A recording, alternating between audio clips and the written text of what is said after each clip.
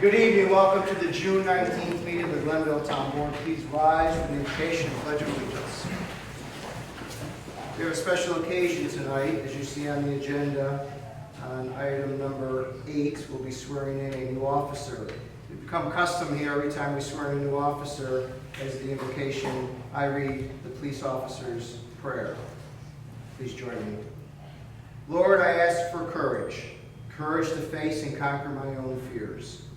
Courage to take me where others will not go. I ask for strength, strength of body to protect others, and strength of spirit to lead others. I ask for dedication, dedication to my job, to do it well, and dedication to this community, to keep it safe. Give me, Lord, concern for others who trust me, and compassion for those who need me. And please, Lord, through it all, be always at my side. Amen. I pledge allegiance to the flag of the United States of America and to the republic for which it stands, one nation, under God, indivisible, with liberty and justice for all. Call roll. Councilman Pipavani. Here. Councilman Aragosa. Here. Councilman Godlewski. Here. Councilwoman Rosbowski. Here. Supervisor Ketzler. Here, as you see, agendas are up front. There's only one change to the agenda. We'll be taking item 15 off the agenda, which is the resolution authorizing the purchase of a 2020 Chevrolet Impala for the police department. There's been a change to the contract on that, and we just need a little more time to research our next decision on that. So we'll be taking that off.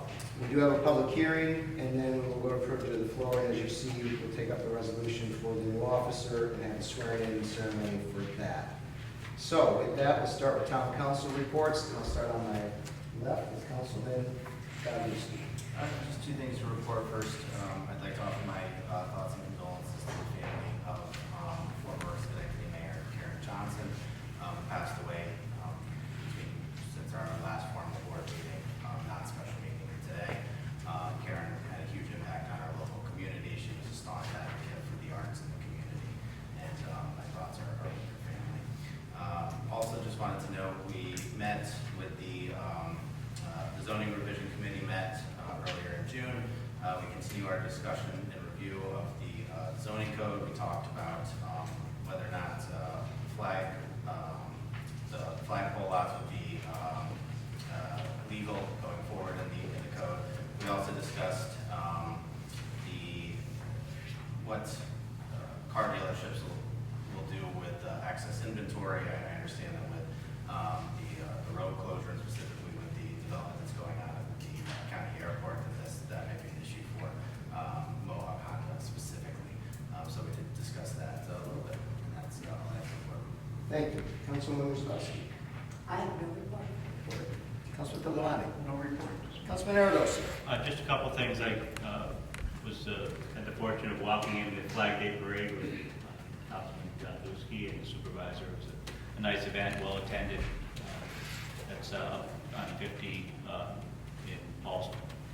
The other thing, I talked to Tom Capola today. Their new sweeper, which I believe we purchased earlier in the year, is on the road, and they're out working, doing their best to get the roads cleaned. So that's up and running. That's all for me. Thank you. With that, we'll move on to item number 5, which is a public hearing to hear all those interested in the matter regarding the proposed local law to amend section 88.7, seizure of dogs, redemption of dogs, impound fees, chapter of the Code of the Town of Glenville. I'll open the public hearing. Anyone wish to be heard on the matter of the dog seizure fees for amending section 88.7? We're increasing the fees just to keep in touch, keep in pace with what we're being charged as a town, so we make sure we're passing the charge on to the dog owner. Going once, going twice, seeing none, that public hearing is now closed. Now move to privilege of the floor. We have one person signed up for privilege of the floor. I'll open that. I'll call that person up. If you wish to speak at privilege of the floor, raise your hand. We'll invite you to the podium. You could address the board on any matter regarding town business. And so we'll start with opening the privilege of the floor with Paul Brino, who would like to speak about high-speed internet on Wolf Road for Wolf Hollow Road. Hi, thank you. All right, so I got my 5 minutes, right? So, all right, first thing I have is high-speed internet. I don't know if you realize, read the paper, right? You see Dwaynesburg, a lot of people, a lot of families moving out because they don't have high-speed internet. Don't know if you realize, part of Glenville, especially the remote areas, we do not have high-speed internet. When I started hearing it, I actually contacted, I get Pattersonville Phone Company, so I contacted them, told them, oh, you gotta get on the grant, you know, they were all excited, so they got the grant. After they called me and they said, I got good news, bad news. Good news, I got the grant. Bad news is Spectrum, Time Warner at the time told us they had 100% coverage across the river, which is not true. So, as you guys know, internet is everything. Don't get cable. You know, I think it's a monopoly that they probably did it to Pattersonville so that they wouldn't bring it over there. So I don't know if there's any help I can get. I don't have anybody I can call. You know, it's remote areas, but we really need to push it. I know my cousin's husband is a councilman in Dwaynesburg, and they just announced that the town supervisor was able to get the grant to get the fibers upgraded in their township. I think it's important. The second one is Wolf Hollow Road closure. I know we've seen that and dealt with it, and I deal with it. I've been a lifelong resident. My parents have lived. My father was highway, he worked for the highway department. My mom worked for Glendale School. They've endured that road being closed so many times. Christian Gillibrand was the last one that West Glenville pleaded to her and got the funding to open it. It is really not in bad shape. Things to consider, that is your outlet road from there all the way over to 147. In other words, that has a straight shot. Everybody likes to come through it. It's a historical area that we've closed down. Sir, I don't want to interrupt you, and you're free to address this issue with the board, but Wolf Hollow Road is a county road. The Yep. county made the decision. Yep. I would strongly urge you to address the county legislature on that, because we brought these very things you're about to say, and again, Right. feel free, but I want to let you know, it's not a town decision. It's completely a county Yep. decision. Yeah, right, but I would hope that we could pressure them as much as we can. We've been trying. You know, even legislatures and different things, because at the end of the day, what's gonna happen is, there is going to be a fatality. The police department hates me calling it. I live right at, or could they come over the top of the hill and they hit right into my bank, and there's 5 or 6 cars. And I'm telling you right now, somebody is gonna go over the top of that hill, and it is gonna be blood on our hands. And that's how serious, when we just sit here and say, okay, it's a non-meaning road, and it has so many different, you know, reasons for that road. The last thing is, they just paved the road, Hoffman's Hill. They said that there are sections, they didn't even know their paver was gonna make it, because it's less than 9 feet wide. I have tractor trailers coming up the road. The neighbor has already had his whole car side swiped, and, you know, it's gonna come down, and somebody's really gonna get hurt. So hopefully I did my 5 minutes. Thank you. And at my report, I'll have some information on broadband access in rural areas to report on anything. Anyone else wish to be heard at privilege of the floor? Going once, going twice, seeing none, the floor is now closed. Take up Resolution 7, a resolution appointing a police officer to the position of the Glenville Police Department. Do I have a motion? I'll move that. Do I have a second? Second. Moved and second. Any discussion? Mr. Supervisor, a vacancy exists in the police department for the position of police officer and is budgeted for the second half of 2019. Michelle Ariola is on the current certified list from Schenectady County Civil Service. An interview committee consisting of police department officials and a representative of the PBA met with potential candidates, conducted interviews, and made its recommendation that Michelle Ariola be selected as that candidate. The police chief hereby concurs with the recommendation of the interview committee, and that the compensation and benefits of the said officer be as set forth in the current PBA contract.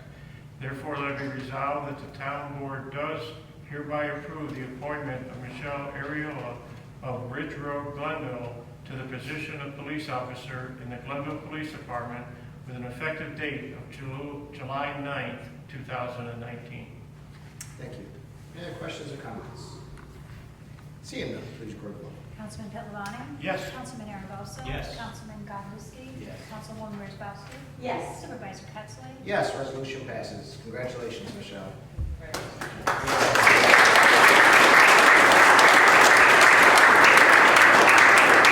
We're gonna do a swearing in ceremony now. I'll ask the chief to come up and maybe introduce Michelle to everybody.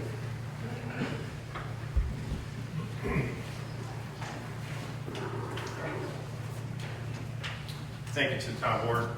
I'd like to introduce Michelle. One thing I did that I really enjoyed when we had our interview process, we had some really good candidates that we sat down with back a little over a month and a half ago. And one of the things that impressed me the most about Michelle is that she came right out and told us that Glenville was her only pick. Obviously, on the Schenectady County Civil Service list, you can be canvassed by multiple agencies, and I believe she was. But she said to me that Glenville was her only place because she lived here, raising a family here. Her parents are from here. And it made me very happy to hear that she was dedicated to this department and this community. So thank you very much for that. Just so some of you who don't know Michelle, she currently serves with the New York Army National Guard and holds the rank of first lieutenant. So she already has rank over a lot of people here at the department. She started her military career in 2006, I'm sorry, and you're stationed at the 42nd Infantry Division in Troy, New York.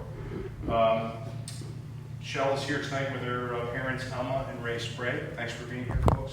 Her son, Clark. Thanks, Clark, for being here. And husband, Valentine, who is Deputy Sheriff of the Schenectady County Sheriff's Department. So welcome. Thank you for coming tonight. And if you want to come on up real quick.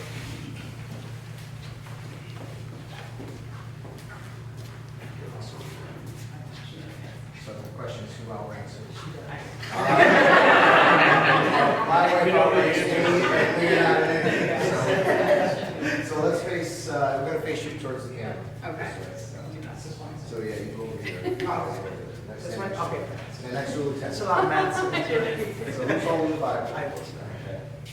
So what we'll do is just raise your right hand. Repeat after me.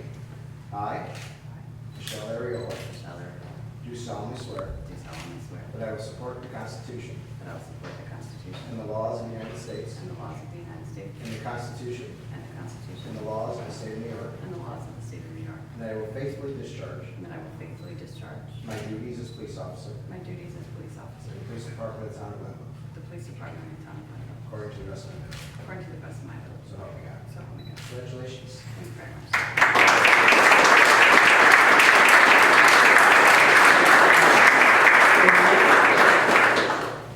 Do it over, face this way, just so you know. This time, I'm going to ask Michelle's husband to hang her shield on her jacket for us.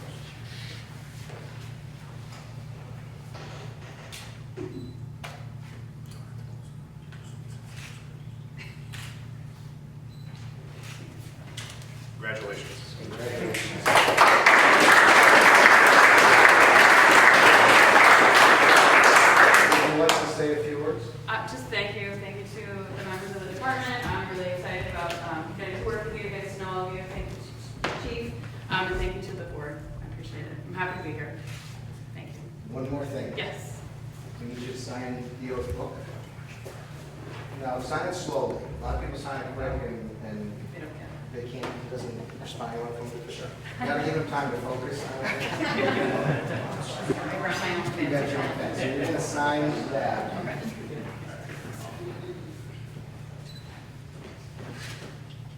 That's all. And Oh, right there as well. yeah, 619.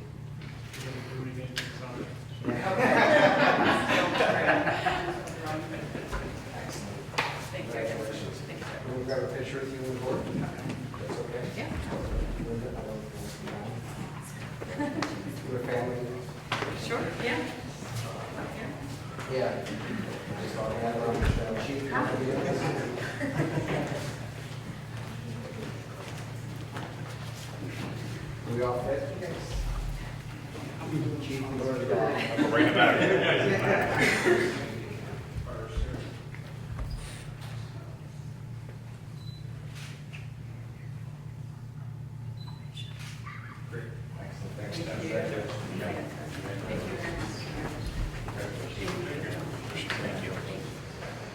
Okay, so we're back to the agenda.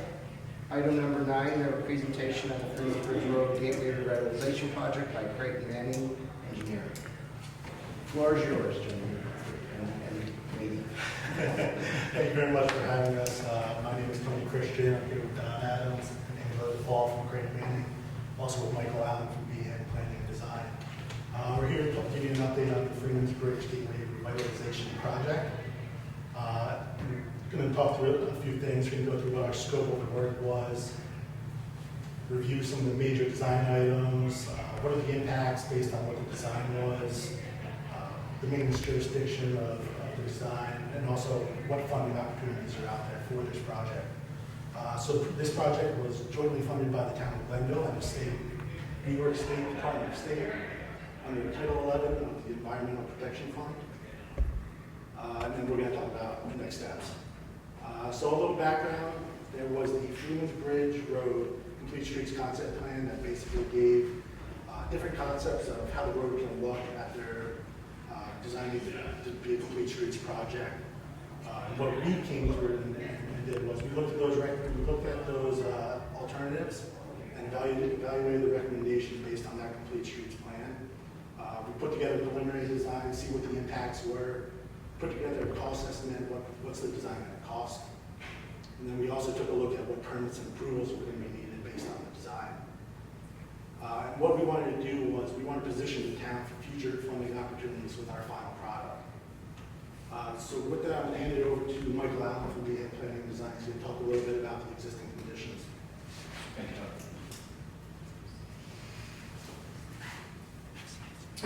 Good evening. So just as a quick overview, this is an aerial photograph of the project location. Ideally, just starting out, the main project location goes from the Mohawk River up to Maple Avenue at the corner of Stewart's. It also extends across the river.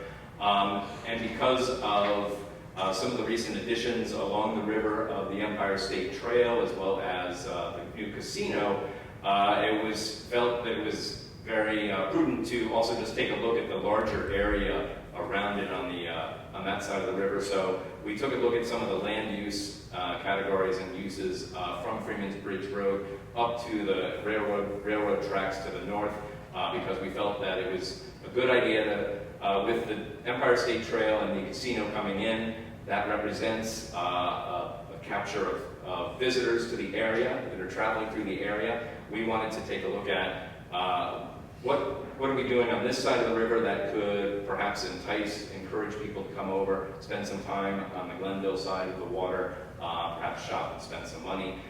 So we wanted to try and take a look at how the land use right now is being used. Right now, there's a large vacant parcel up there with a total of about 45 acres of the total area that we're looking at. 9 acres are the actual roadway corridor where the design is taking place. Right now, in existing land use, you'll see it's a good mix of both residential and commercial uses, which is what we would want to see there, because the commercial uses attract folks for business. The adjacent residential areas can feed into and help support those commercial uses. So the addition of the trail along Freeman's Bridge Road will help to sort of connect all of these people and hopefully to promote some more walking. Of note, there are 2 vacant parcels. The one toward the gray parcel that you will see toward the north of the image, large vacant parcel right now has yet to be redeveloped. It has a lot of potential for bringing some new uses into this area. And likewise, toward the southern bottom edge of this image, you will see there's some vacant land there, which is zoned for recreation and waterfront use. Both of these parcels represent potential new development there that could be brought in. Looking at the existing zoning, likewise, there's a good mix of both commercial and residential uses, as well as mixed use. The red areas are general commercial, orange areas are multifamily, sort of brown or less light brown is residential. As I mentioned, this is a really good mix of uses because we want to have people living nearby where there's shops and services. So of note, while trying to connect people to the Empire State Trail across the bridge as well as the casino, it would behoove us to have uses on this side that would attract those folks passing by. The general commercial district right now, which is essentially, for the most part in this study area, mostly on the east side of Freeman's Bridge Road, that does allow many of the uses that we would like to see that would attract folks, such as hotels, restaurants, bars, small retail. But we feel that there's a potential here for the town to consider incentivizing some new business coming in. That same district right now also allows automotive uses such as auto dealerships, auto repair, auto body, tire centers, and those things, which are fun, but they're not really going to entice folks to come over from the casino and spend money. So as this district starts to evolve over time and change hands, it's recommended that the town start to look at perhaps not a rezoning per se, perhaps a tweaking of the districts, or a simple overlay zone in this gateway area could really be used to incentivize some of the businesses that we want, such as a microbrewery. And with an overlay zone, we could potentially have some incentives such as reduced setbacks, reduced parking areas that would give them more floor space to work with.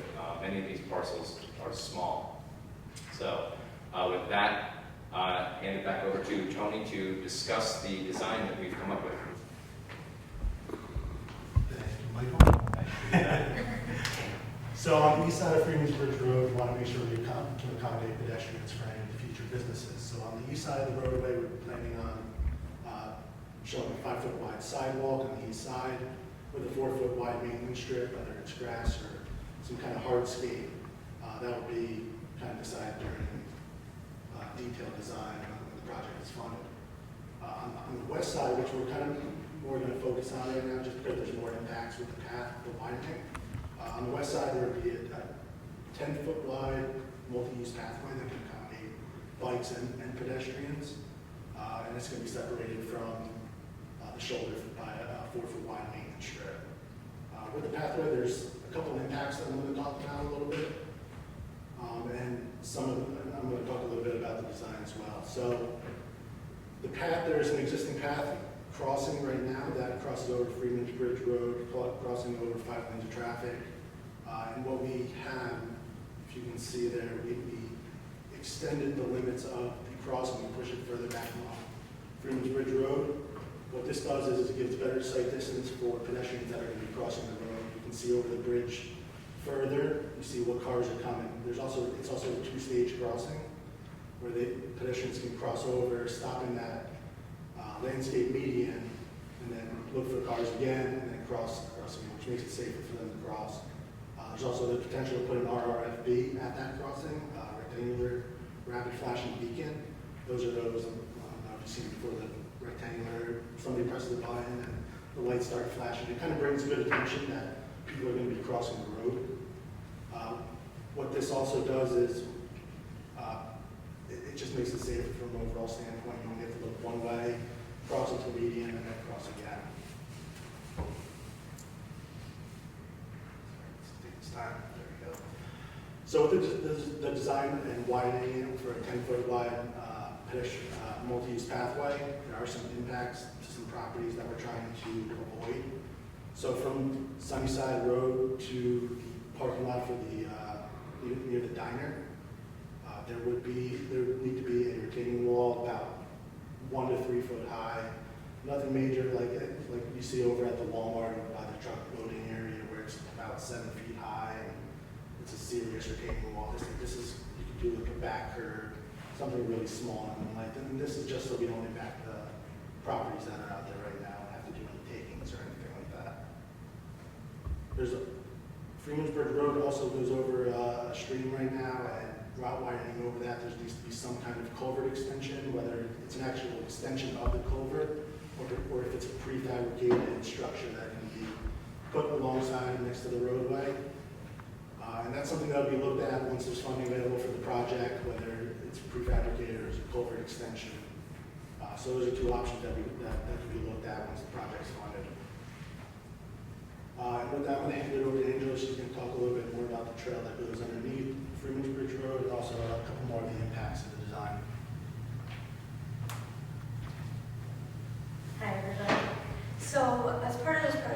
asked to evaluate anything we could do about the conditions that exist at the existing path that's under the bridge. As you can see in the photo on the left, that's what we're working with today. We found that there are some drainage issues.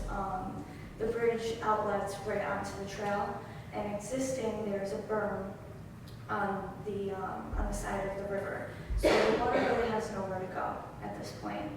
So we evaluated two potential fixes. One would be changing the grade, and the other would just be cleaning it up down there, new pavement and reestablishment. Changing the grade we would raise it up to pipe the existing drainage under the trail and into the river. This being said, we would add pedestrian fencing, maybe some lighting to make it more welcoming and safe down there. We would also be extending that grade change to the west side, which would be the picture on the right. And that would help with some slope impacts that we have with the path. With the shared use path, we would be having like a 1 on 1.5 slope through that area. As you can see, it's pretty steep. So if we were to incorporate these grade changes, it would help both types of construction there. Along with the grade changes, you have to keep in mind that there's vertical clearances that you'd have to meet down there. You'd also have to keep in mind any potential permits or coordination needed to work along the river. And any changes down there would have to be funded via a different project, not with the shared use path. Again, the pavement reestablishment, it would clean it up down there. It would be an easy fix, but it wouldn't be a long term. So it's something to think about. On the next slide, you can see where I was talking. The picture on the left is the drainage outlet that just dumps all the water right on the trail. So, you know, paving it right now would make it rideable and usable, which it's there and it should be used, you know.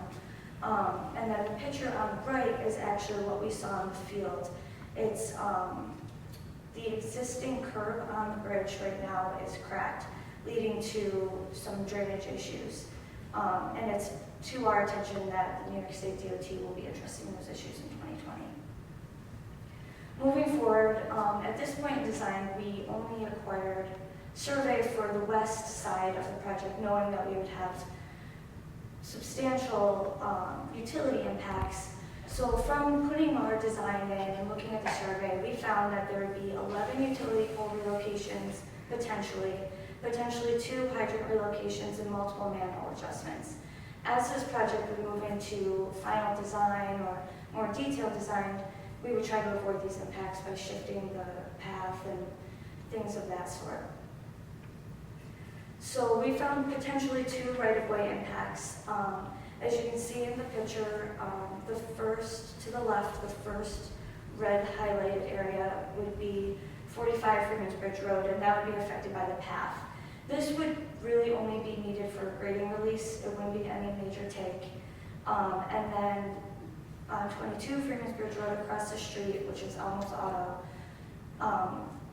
the New York State DOT has a project right now, I'm sure you guys have seen, putting in new signal poles. So you can see where our proposed work would be going right through the signal pole. So going into more detailed design, we would have to avoid that pole, which might potentially lead to some more right-of-way taking, but that would be addressed in final, more detailed design. And with that, I'm going to hand it back off to Mike.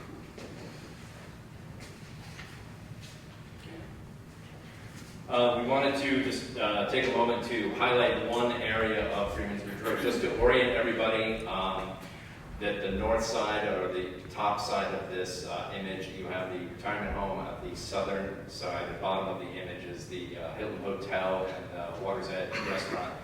We're looking at the design, sort of a detail blow up here of the design. Because this stretch of the road has a very wide right-of-way, the road right-of-way gets rather wide in this section as it approaches the hill going up to the bridge. It gave us a lot more room to work with as far as a design standpoint. And Cynthia Behan from our office found this as an opportunity to do something unique here. And given the additional width that we had, we wanted to try and design this as a celebrated gateway, if you will, as you enter the town.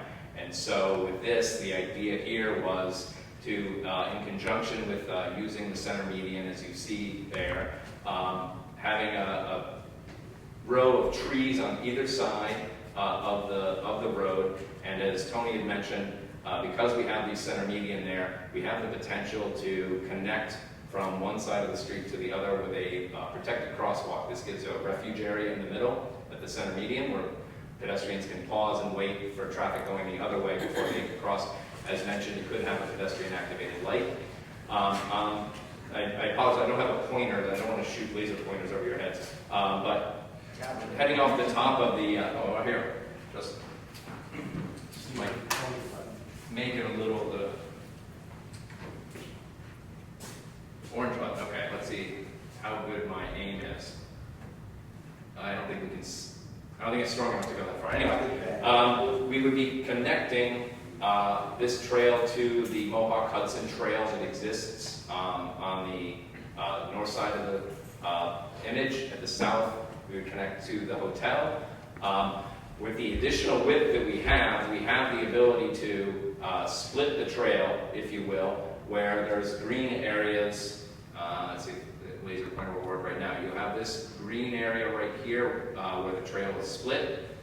This trail would go down underneath the bridge to the area that Angela was just talking about. And this trail would go down underneath the bridge as well. The other two would connect up, over, and across the bridge, creating these green areas right here where we have the ability and some space to do a green infrastructure bioswale. The idea here is it's a landscaped bioswale, which is a compressed area. It would capture all of the rain stormwater, which is coming down the hill right now in the catch basins. That water would be collected in these bioswales and filtered, naturally filtered as it goes along, and then proceeds down toward the water. So it creates a natural filtration system. It helps clean the water before it gets into the river, which is a good thing. One of the ideal features about this that you will probably like is because of the green infrastructure component of this, it is potentially something that could be selectively funded through a green infrastructure program grant. So having this element in the design is a positive, and it opens up some additional funding observations or opportunities. So just overall, you have the 10-foot wide multi-use path, which is on this side of the road, and then a 5-foot sidewalk on the other side of the road. And to give you an idea of what we think this might look like, right now this is the existing conditions. Right now you have the existing Mohawk Hudson Trail, which emerges from the woods over here and terminates here, but there is really no crossing. Along the side of the road, there's no sidewalk, there's no curb, it's just a walking path, or goat path, if you will, where people often walk on the side of the road. The proposed condition, we're hoping to look more like this, where we have the landscape bioswales down here, which would capture the stormwater as it comes in off the road and help to filter it and clean it as it goes down toward the river. This could also act as additional snow storage for people. We have some decorative lighting, which helps with the gateway effect, both on the side medians and the center median. This is to match the existing fixtures that you have just outside of Town Hall here. And then the trail that would connect over through here with the crosswalk that we mentioned with the center refuge area. And that completes this. Okay, Michael. So I'm going to talk a little bit about the intersection with Maple Avenue. So there were two alternatives that we took a look at. So the first alternative had one through lane and one right lane in the northbound direction. We took a look at some counts that were in the linkage studies at the traffic analysis, and what we saw was that this layout worked great. However, in the PM peak hour, there were significant delays. Traffic would back up pretty far. So we also took a look at this other alternative that had two through lanes, and also the right lane would be a through on the right. And what this does is it's kind of what the existing condition out there looks like right now. This also gives a turning lane into Stewart's. What we did after we did the traffic analysis using the 2015 numbers from when we started, we realized we should take a look at what the traffic is like today, see what the impacts would be to that traffic analysis. And what we saw was that traffic counts in that area were actually down by 300 vehicles in the PM peak hour. And what this could possibly be due to was when the 2015 study was done, the Rexford Bridge was still under construction, which was forcing all the traffic to use Freeman's Bridge Road, causing the volumes to go up. With that in mind, we didn't want to eliminate any of the alternatives at this point. Considering that alternative one, I'll call it, although it doesn't have any turn lanes into Stewart's, which could kind of back traffic up a little bit, we could look in the future, when funding is available, to possibly put it in a small right turn lane starting after the crosswalk to kind of alleviate those concerns about turning into Stewart's and backing traffic up. We also want to keep in mind that we're not sure when funding would be available for this project. And traffic volumes could also change whenever that funding comes through. So maintenance of the project. New York State DOT is responsible for maintaining the pavement markings, the curbing, and the traffic signals that they're putting out there. But it would be the town's responsibility to maintain the raised median and the landscaping, the lighting, and also the pedestrian improvements of sidewalks and the shared use path. Through meetings with the town, there were some current concerns about maintaining this and staff availability. So once this design is in place, for the long-term success of the pedestrian improvements, funding would have to be in place. Meet with clear snow and just help the long-term feasibility of the improvements. So there are some other projects that were mentioned throughout the presentation. That there's a couple projects going on through New York State DOT. One of them is the traffic signal that's going on at Sunnyside Road, and they're putting in crosswalks, pedestrian improvements, which is really going to help the safety of that intersection. The DOT is also doing a bridge deck maintenance and reconstruction project. Starting in 2020, Angela actually showed a picture of the deteriorated curb from below the bridge. The picture on the left is actually what it looks like from on top of the bridge. So water would come down and it would just spill over and flood the trail underneath the bridge. As part of that project, they also agreed to carry the shared use path across the bridge. So there would be a connection from both sides of the bridge. So the funding, there is funding on the tip right now for 2021 and 2022 for 4,800 feet of multi-use path on the west side. That stretches from about the bridge all the way until Dutch Meadows Lane.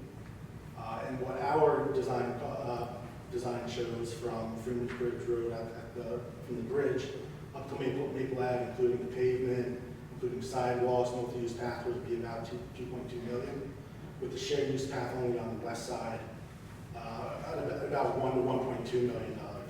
There are more opportunities out there for more funding, which the town's aware of. There's the GIGP funds, that's the Green Innovation Grant Program. There's also HSIP money out there, the Highway Safety Improvement Program. There are additional funding out there that the town's aware of that help fund this design.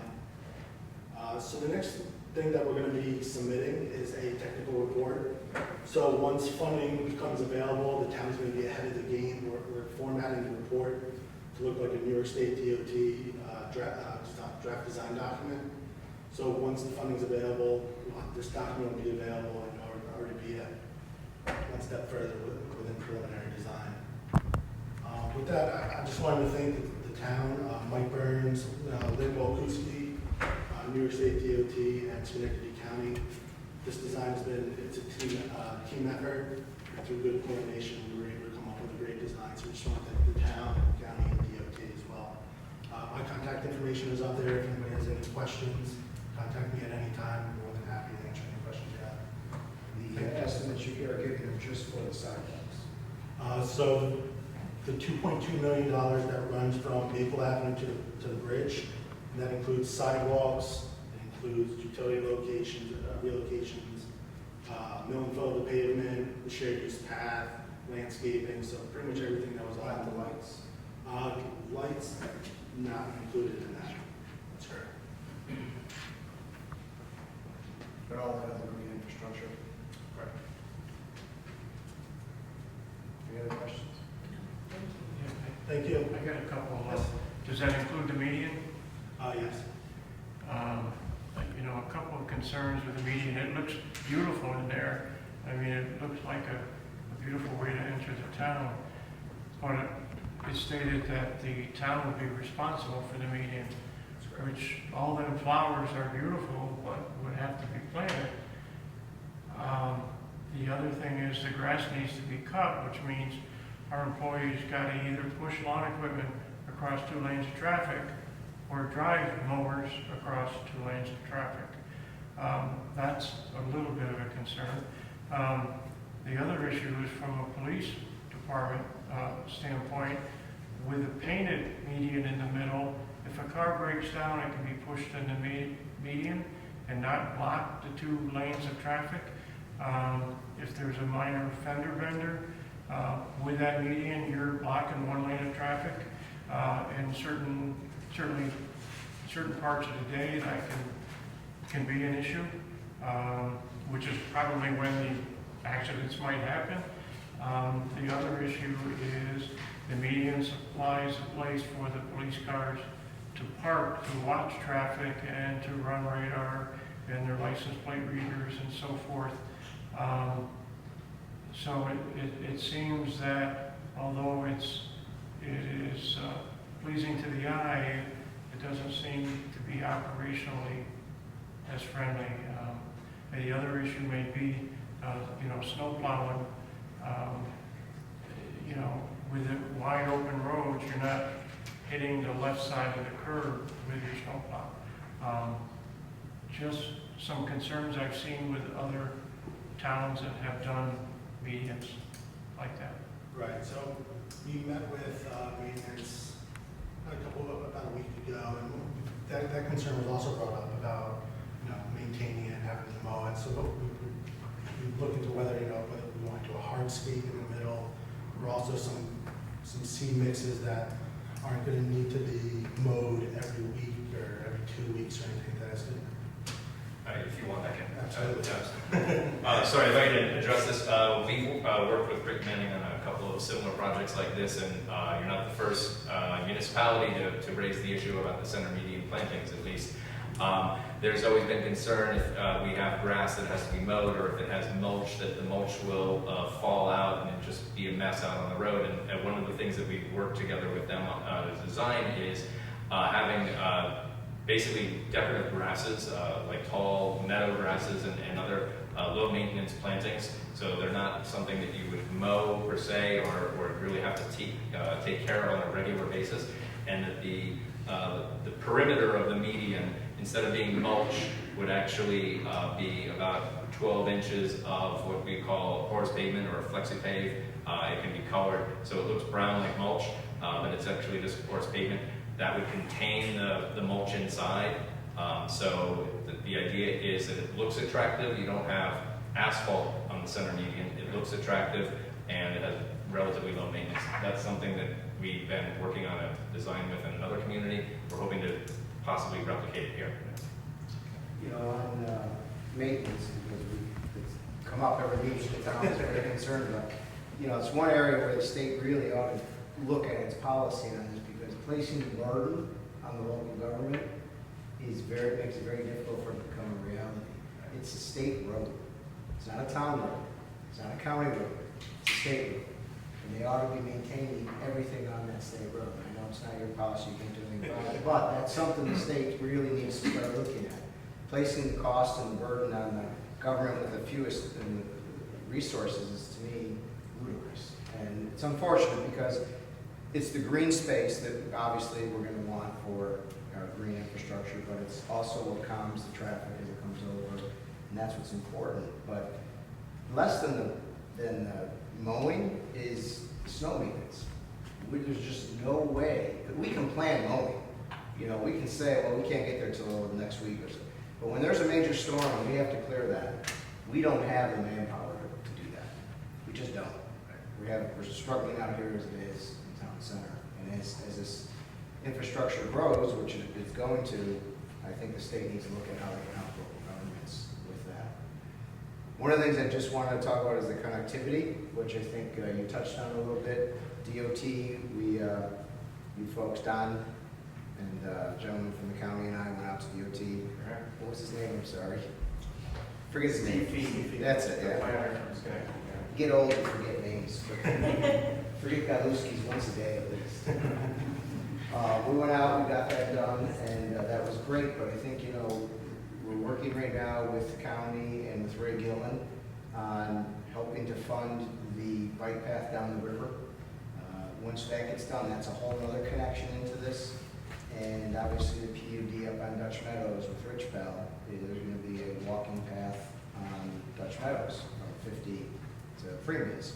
So the connectivity is really starting to come around this project, which I think makes it all that much more fundable. And that's in the report, I would imagine, that connectivity piece. That's right. I have a question for you guys, just something kind of to Councilman Pitlevani's point. Have you seen in other municipalities with streetscaping kind of allowing for like a local landscape or a local nursery or something to that effect to kind of take control of the area, maybe use a small sign for an advertisement, but as opposed to like the town maintaining, like watering the flowers, that sort of thing, keep kind of maintaining the beautification of it, Right. allowing for like a local business to do it and get a little bit of advertisement out of it. I personally haven't had. We worked in New City in Rockland County where we did a similar project, all new streetscaping, and there was a particular corner, there was a high visibility corner where the town wanted to put a big welcome to the town sign, and one of the local landscaping companies stepped up and said, we'd like to adopt the spot, and the town worked out an arrangement with them where they went above and beyond the beautiful landscaping.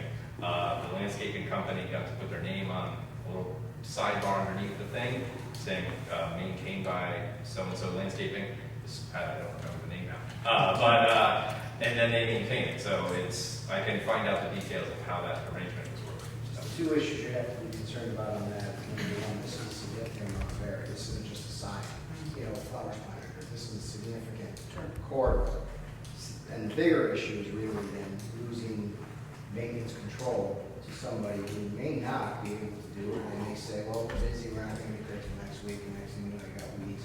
We really have to be concerned about handing over these responsibilities to other third parties. That's what has happened in our parks. We have less control over some of what's going on in the parks. I understand. So I just want to be concerned about that. Sure, I understand, but as opposed to, the proposal being that the state would have to do it, I feel like that it might be it might allow more autonomy, and obviously if the company was local, it's not, it would behoove them to keep it, nice and beautiful for their own business's sake. So it's just an idea. It's an option. To throw out there, yeah. I would hate to turn over something as important as a opening corridor to the town to a third party on a volunteer basis.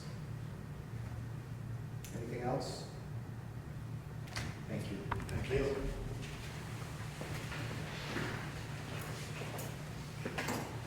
So,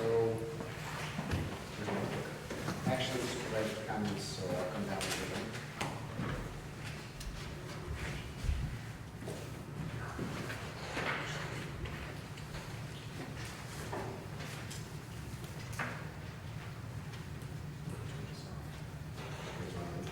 I'm gonna grab it. Okay. Thank you.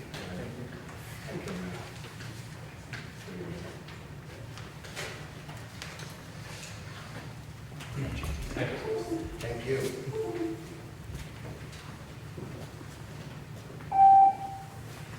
Thank you.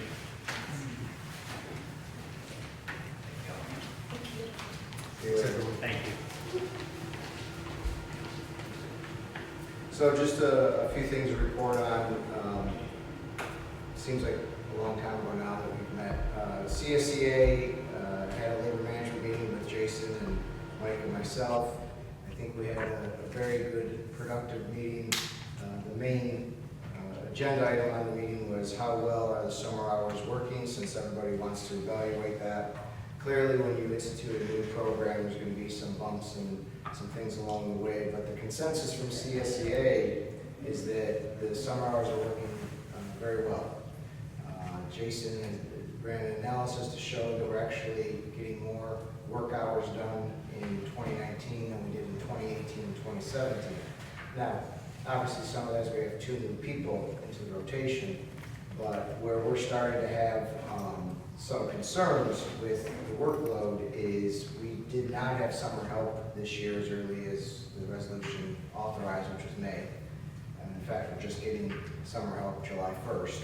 So we're already kind of halfway through the park's summer season and don't have people. So we've had to allocate more highway hours into parks in 2019 over 2018 and previous years.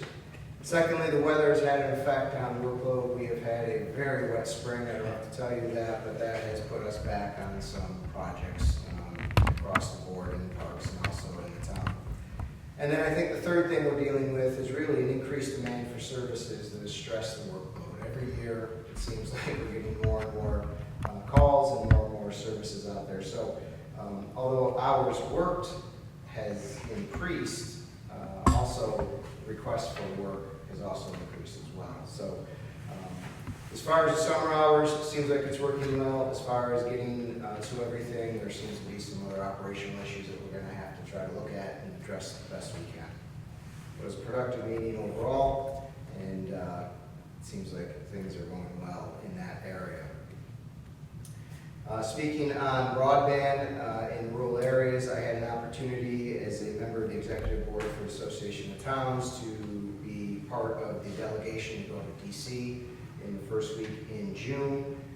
We went to Washington to lobby our legislators here from the Capital Region, but also those on the committees for certain things. And the 2 major things that we really spoke to them about were broadband access in rural areas. There needs to be more money, more investments put into broadband. Same could be said for here in New York State. It really is very little for all that has been done in the session this year in the state down in Albany. Very little has been done, if anything at all, in infrastructure investments, and particularly expanding broadband into rural areas. So that's something we're asking our representatives to work on. And secondly, infrastructure money. And if the feds are going to send infrastructure money to the states, we ask that they do not send it to Albany. Albany cannot be trusted with money coming from Washington. We know that if it goes to Albany, it's going to end up either at the MTA or one of the bridges in New York City, which I won't name right now. But we want the money direct to communities, and we want an allocated, fair, equal allocation between the communities so that every community gets something, as opposed to some communities getting everything and many getting nothing, which we already know that's how a lot of this work is coming out of Albany. So it was very productive. Seems like they were very well received. We did meet with Congressman Tongo, and he was very cordial and seemed to agree that he understood the issues and that he would work on this for us. An update on our open position in planning. In lieu of having a planner all these weeks, we have contracted Barton and Judas to help us with all the work that's coming in. They do come in here and work out of our office, and they've been helping us with that. But we are on second interviews with the final candidates for that position. So we had one today, and we'll have one on Friday, and then hopefully we'll have a decision shortly after that. But we are getting coverage through Barton with a third party, with Barton and Judas on that. Attended last Saturday, some good news in our town, a groundbreaking at Oak Hill School for a new gymnasium. I think you're all familiar with Oak Hill School. They do very good work in the community. That gymnasium was very important for them. They had to walk or try to get transportation to the YMCA previously, and with the population they deal with is very difficult. And so now this new gymnasium that we broke ground on will give them that infrastructure, that ability to have on-site instruction for the kids that attend the school. So that was pretty good. I had an opportunity today actually to go down to Sacandaga School and sit with the parents and experience drop-off down there, which is controlled, not so controlled chaos, unfortunately. This is the part of the town and the village that we come together on Broad Street and Schermerhorn. If you're familiar with that, I'm sure you are. Part of that Broad Street is ours, part is the village's, but neither side has sidewalks. And it was a lot of cars and a lot of kids all in the same area of trying to get to school. For some reason in the village, I don't know why, it's the only street that they don't have a sidewalk on, it seems like in the village. I set up a meeting with the mayor and with the superintendent. In July, we're gonna go out there with the police chiefs and really look at what can we do. And truly, unfortunately, I think it's gonna end up being a village issue for them. We only have 3 houses on Broad Street down from the school that are in the town, and then it goes back in the village.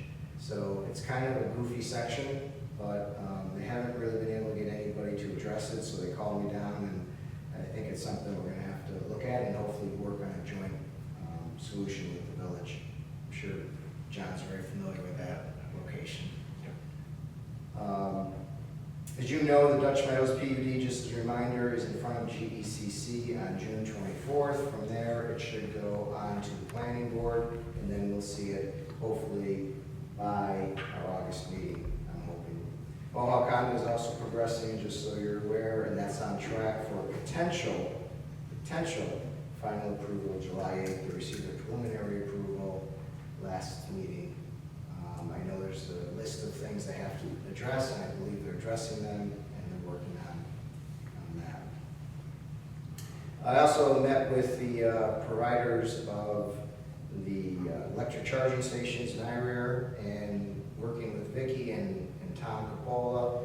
We've cited all the spots in the parks, all our properties of where those chargers will go. So we're on to the next, we're moving slowly through the process, and they should be here shortly. And hopefully installed by the end of the summer, is what the hope is. I also received the draft report on proposals for town hall options. And so this draft report has 5 options that were looked at. They do have narrowed down to two suggestions with 1 preferred option. They are asking for a little more time to finish up some more information before we have a work session on it, but I'm anticipating that potentially we could have a work session as early as July on it, or probably more likely August. In that line, Barton LaJudas is also working with DASNY on our SAM grants, and DASNY has indicated that they need to know what we're doing with our $1.5 million. So a decision one way or the other really has to come shortly, and we have to get moving on that. They've been patient, and they've waited, I think, long enough. And I think you all probably saw that Time Warner has had a problem with the franchise fee. We received many calls here at Town Hall. Your bill probably reflects it, because every bill in town seems to have gotten an upcharge in their franchise fee. Mike and I have been in contact with Time Warner, with their government relations gentleman. He's indicated that they're now aware of the problem because we brought it to their attention. They're working on the problem. Did not elaborate on what the problem would be or promise that it wouldn't happen in the next month's billing cycle, but once they get it fixed, they will go back and issue credits. So if you're getting any calls on this, it's a known problem. They're working on it. We're not exactly sure what caused it, but they'll get the credits. Chris, that's Charter Spectrum. Yes, what I say. Time Warner. No, that's what they still, some still say Time Warner when we do their emails. And lastly, just financial news. Last week, the state released the new tax-based growth factors for all municipalities, and I think you all should be proud. Of course, Glenville has the highest in the county. This is a measure of year-over-year growth in the local tax base, so it's the growth of your local tax base. Ours was just under 1%. Doesn't sound like a lot, but that represents $20 million in new tax base in the town of Glenville. 90% of it goes to the county, but that's right now. Most of it goes to the school district of the county, but it's still $20 million in new tax base. The Glenville growth rate was the highest, as I said, in the county, which is the average in the county was 0.4. So we're more than double in growth, which is great. This tax base growth will add another $85,000 in allowable tax levy for 2020 budget. Our year-to-date core revenues are up 15% from last year, which is significant. We're on pace for our highest core revenues since 2013, and if we can just get it a little bit higher, we'll be at the highest since 2009. Looking toward next year, because we'll be in budget season soon, sooner than many people want to be, we will receive our preliminary 2020 health insurance costs already, and these estimates for these premium increases will range probably 5 to 6%, so at least 3 of our 4 carriers are saying that. The 4th carrier is in the same range, and we'll be facing an increase of roughly $100,000 if these rates hold in new healthcare spending in the 2020 budget. So that's a lot to absorb. And lastly, with 11 months left on the 2019 tax cap year finished, we finished this year's virtually guaranteed to be at the maximum 2% next year. So that will allow us an additional $185,000 in new tax levy for 2020. We just talked about the health insurance taking 100 of that 185, and I can guarantee you the contractual increases in the wages are much more than 85,000. So we're yet again going into 2020 with a higher burden of new costs than what our tax cap is going to allow. Just so we're setting the stage for that, so we understand that. And that's all I have. Anything for me? Mr. Supervisor, going back to the broadband initiative, I know that when I was working with Assemblywoman Walsh, there was a state initiative where municipalities who had blank spots in their broadband coverage could apply. There was funding that had been allocated. The municipality had to apply for it and manage it. I don't know if that initiative is still there, but it might not be a bad idea to reach out to her office and see if they could check on that.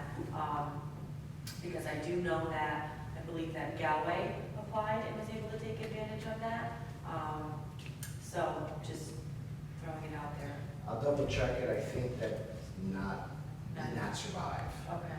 but I'll double check it. I think it was only over 2 years, but I don't remember if it was supposed to end last year or I this think year. it did. Okay. But I'll double check. Okay. Anything else? You said our court revenue was up, which is great. I think that has a lot to do with us maintaining a full police department and adding one officer to our department last year, and obviously adding another one tonight. I think that certainly has an effect on our court revenue.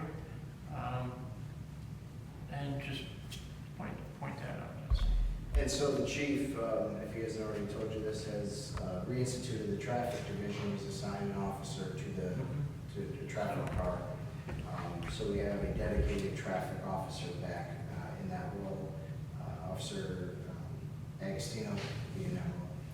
And so by adding these officers, we're able to do that. Correct. And that will help. And that hasn't even taken effect yet into these numbers yet. Right. Thank you.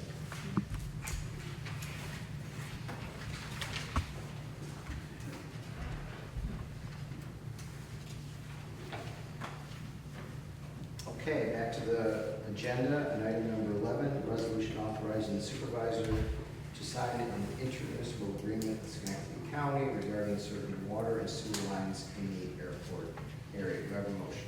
So moved. Have a second? I'll second. Moved, second, and third. This is a resolution that allows us to get into an agreement with the county to take on certain water and sewer infrastructure at the airport business park.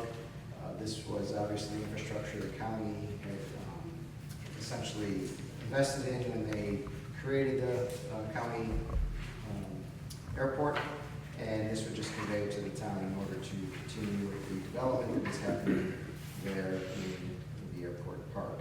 This dedication will be part of Water District 11 and Sewer District 9. Any questions or comments? Seeing none, please report the vote. Councilman Pittavani? Yes. Councilman Yarborough? Yes. Councilman Goddard? Yes. Councilwoman Wozzachowski? Yes. Supervisor Pettsley? Yes, resolution passes. Next, resolution 12, appointing Joe Bulo to the vacant alternate position on the ZBA. Do I have a motion? So moved. A second. I'll second. Moved in second. Any discussion? Mr. Supervisor, this resolution addresses the resignation of Harry Willis as an alternate member of the ZBA. So there does exist a vacancy. This resolution would appoint Joe Bulo, Michelle Drive, and Boston Lake to the, actually, the town of Glenville, but no. Yeah. Yes. One of those goofy Yeah, mailing it would addresses. be mailing addresses to fulfill the term left vacant, which would be effective immediately and end on December 31st, 2021. And I think, as you all know, Joe Willow has been a longtime member of the ZBA, so he's just coming back in a reduced role based on his workload that he was needed. Any questions or comments? So is there going to be another opening on the actual board then? Because he was on. No, he left, it was filled, and now he's coming back to replace Harry Willis, who's left as an alternate. Any questions or comments? See none, please vote. Councilman Pittavani? Yes. Councilman Yarborough? Yes. Councilman Goddard? Yes. Councilwoman Wozzachowski? Yes. Supervisor Pettsley? Yes, resolution passes. Next, resolution 13, appointing Heather Newell to the position of dog control officer. Do I have a motion? I'll move that. Second. Second. Moved in second, any discussion? Yeah, Mr. Supervisor, a vacancy currently exists in the position of dog control officer part-time within the town of Glenville. The chief of police canvassed all applicants. The chief of police and lieutenant served as an interview committee. The town committee interviewed several candidates for the position, has determined that Heather Newell of North Thompson Street, Schenectady is the best qualified and recommends her appointment. And she has accepted the position pending town board. Let it be resolved that Heather Newell of North Thompson Street, Schenectady, hereby appointed to the position of dog control officer part-time effective June 4th at the starting rate for such title of $17.82 per hour and benefits as determined by the Civil Service Employee Association's agreement with the town. Any questions or comments? Seeing none, please vote. Councilman Pittavani? Yes. Councilman Yarborough? Yes. Councilman Goddard? Yes. Councilwoman Wozzachowski? Yes. Supervisor Pettsley? Yes, resolution passes. Next, resolution 14, accepting the water award for Water District of 11. Do I have a motion? So moved. Second. I'll second. Move second and third, any discussion? Mr. Supervisor, this is just for a resolution which is set the warrant for Water District 11 in a total of $1,485,701.95, which includes water rents receivable, special contracts, and sewer. Thank you. Any other questions or comments? Seeing none, please report. Councilman Pittavani? Yes. Councilman Yarborough? Yes. Councilman Goddard? Yes. Councilwoman Wozzachowski? Yes. Supervisor Pettsley? Yes, resolution passes. Next, resolution authorizing the purchase of desktop computers for Dell Computers. Do I have a motion? So moved. Have a second. I'll second. Moved and seconded. As they just said, we're purchasing some more Dell computers. We, as you all know, we attempt to replace approximately a fourth of our computers annually in order to keep up with new technology, which is always changing. So it's our way of making those investments on a small annual basis and keeping it as much up with technology as possible. These computers are New York State contract price computers.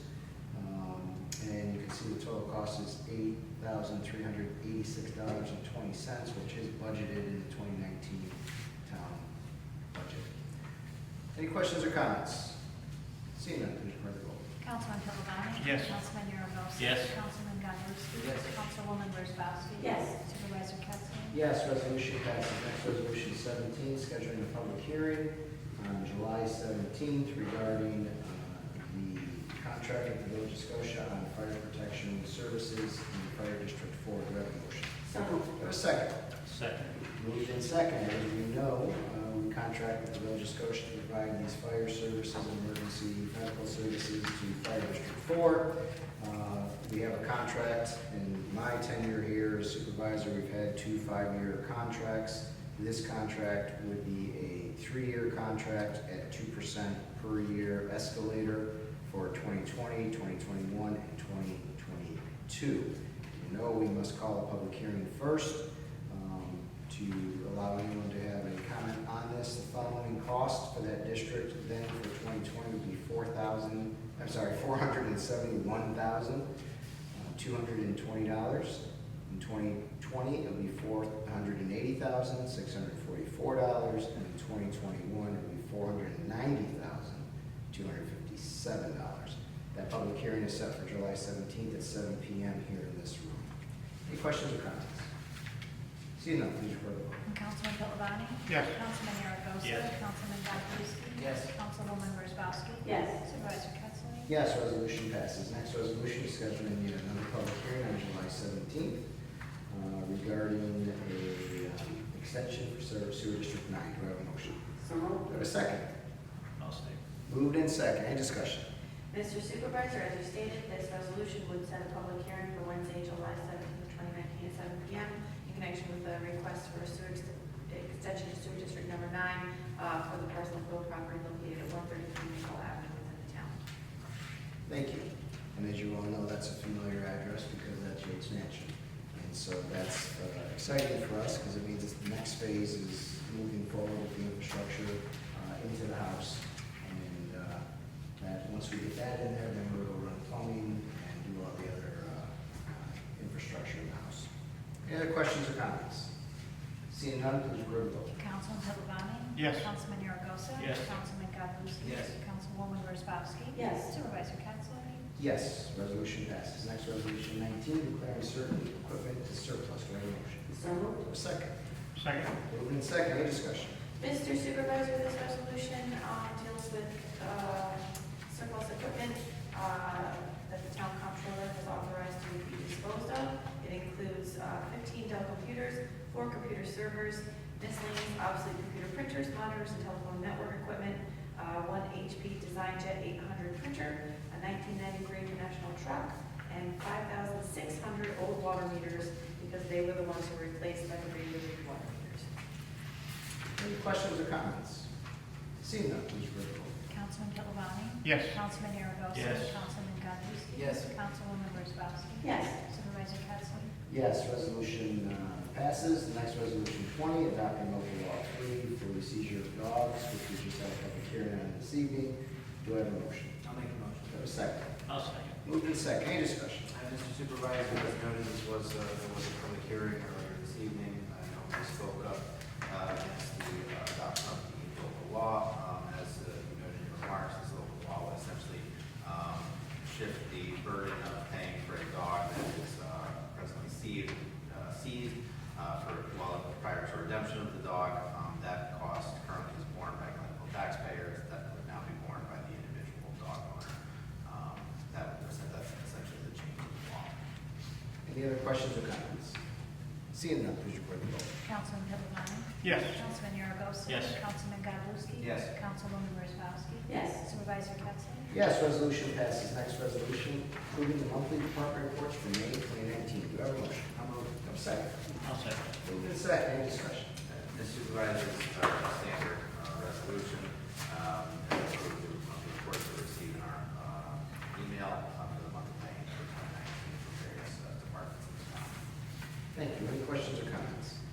Seeing none, please record the vote. Councilman Pilavani? Yes. Councilman Aragosa? Yes. Councilman Godzowski? Yes. Councilwoman Wozzachowski? Yes. Supervisor Kettler? Yes, resolution passes. Last item on the agenda is new business. I'll start on my left. Councilman Galuski. No new business. Councilwoman Wozzachowski.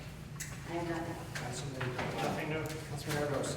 Just to say that Scotia Glenville graduation is on the 29th Saturday at Proctor's. The Bird House graduation is on Thursday at, Wednesday at SPAC. So, in this community, I know when there's this. And I just want to wish everyone on the board a happy and safe 4th of July. So with that, I'll take a motion to adjourn. Second? Second. Move second, all in favor? Aye. Opposed? Adjourn.